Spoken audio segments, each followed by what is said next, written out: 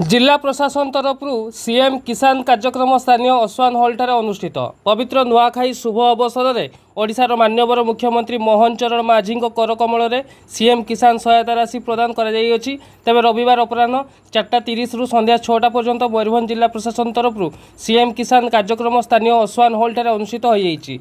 उक्त कार्यक्रम में सम्मानित अतिथि भाव मान्यवर मंत्री गृह निर्माण और नगरीय विभाग तथा सार्वजनिक उद्योग विभाग डॉक्टर कृष्णचंद्र महापात्र जोग देथिले एवं जिलापाल मयूरभंज हेमकांत सय यह कार्यक्रम परिचालना करथिले। अन्यमानक मध्य जिला मुख्य कृषि अधिकारी सिद्धार्थ देहुरिया, मंत्री व्यक्तिगत सचिव रामचंद्र सोरेन, कृषि योजना अधिकारी सुधांशु शेखर पंडा प्रमुख उपस्थित थिले। पवित्र नुआखाई पर्व रे समस्त अभिनंदन जनाउछि और शुभेच्छा जनाउछि। आज एक पवित्र दिन, ये नुआखाई पवित्र दिन रे आम यशस्वी मुख्यमंत्री ओडिशार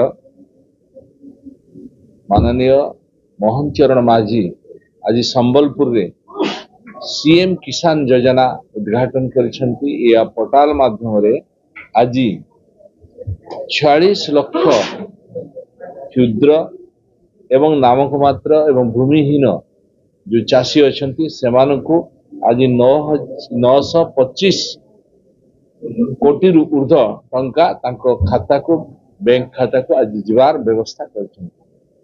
ये एक बड़ कथा एवं चाषी भाई मानक पई एक सौभाग्यर कथा। एवं आगामी दिन रे मध्य ये गुटे किस्त रे जाईछि, आगामी दिन रे आउटे किस्त रे मध्य जीवो नुआखाई। एटा नुआखाई रे गला, सेटा जीवो अक्षय तृतीया रे। ये दुई प्रकार दुईटा दिन रे सबु चाषी भाई को खाता को जीवो 4000 टंका एवं पीएम किसान योजना रे प्रधानमंत्री को किसान योजना रे मध्य 6000 टंका 4टी किस्त रे जीवो।